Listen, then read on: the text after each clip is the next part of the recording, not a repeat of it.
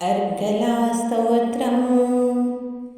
ॐ अस्य श्री अर्गलास्तोत्रमहामन्त्रस्य विष्णुऋषिः अनुष्टुप्छन्दः श्रीमहालक्ष्मीर्देवता श्रीजगदम्बाप्रीतये सप्तशतीपाठाङ्गत्वेन जपे विनियोगः। ॐ नमश्चण्डिकायै। मार्कण्डेय उवाच। ॐ जयन्ती मङ्गला काली भद्रकाली कृपालिनी दुर्गा क्षमा शिवा धात्री स्वाहा स्वधा नमोऽस्तु ते। जयन्त्वं देवी चामुण्डे जय भूतार्तिहारिणी जय सर्वगते देवी कालरात्रि नमोऽस्तु ते। मधुकैटभविरुद्रावी विधातृवरदे नमः। रूपं देहि जयं देहि यशो देवी द्विषो जयी महिषासुरनिर्नाशी भक्तानां सुखदे नमः। रूपं देहि जयं देहि यशो देहि द्विषो जयी रक्तबीजवधे देवी चण्डमुण्डविनाशिनी।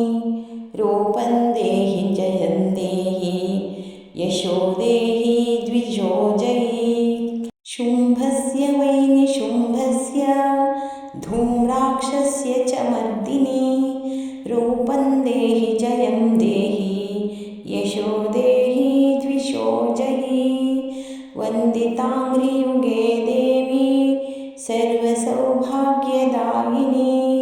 रूपं देहि जयं देहि यशो देहि द्विषो जयी अचिन्त्यरूपचरिते सर्वशत्रुविनाशिनी।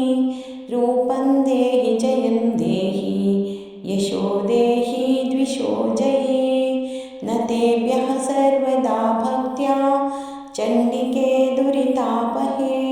रूपं देहि जयं देहि यशो देहि द्विषो जयी स्तुवद्भो भक्तिपूर्वं त्वां चण्डिके व्याधिनाशिनी। रूपं देहि जयं देहि यशो देहि द्विषो जयी चण्डिके सततं ये त्वामर्चयन्तिह भक्तितः। रूपं देहि जयं देहि यशो देहि द्विषो जयी देहि सौभाग्यमारोग्यं देहि मे परमं सुखं। रूपं देहि जयं देहि यशो देहि द्विषो जयी विदेहि द्विषतां नाशं विदेहि बलमुच्चकैः।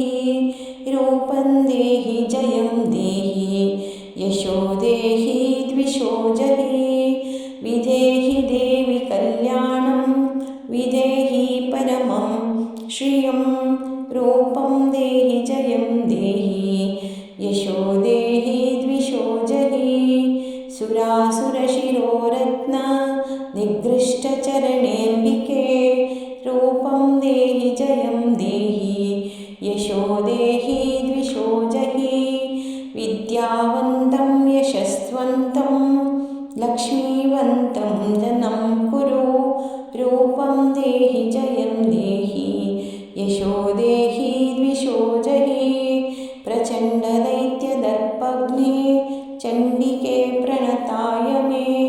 रूपं देहि जयं देहि यशो देहि द्विषो जयी चतुर्भुजे चतुर्वक्षसंस्तुते परमेश्वरी। रूपं देहि जयं देहि यशो देहि द्विषो जयी कृष्णेन संस्तुते देवी शश्वद्भक्त्या सदाम्बिके। रूपं देहि जयं देहि यशो देहि द्विषो जयी हिमाचलसुतानाथ संस्तुते परमेश्वरी।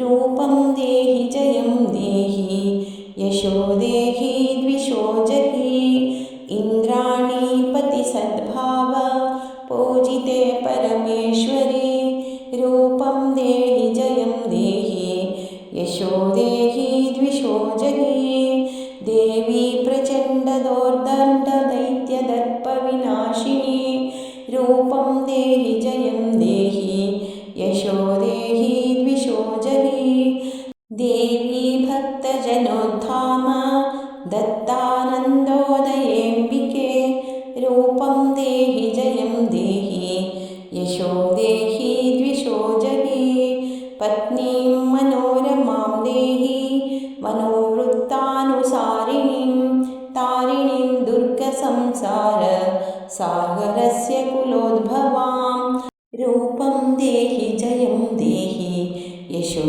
देहि द्विषो जहि इदं स्तोत्रं पठित्वा तु महास्तोत्रं पठेन्नरः स तु सप्तशतीसङ्ख्यावरं वाप्नोति सम्पदाम् इति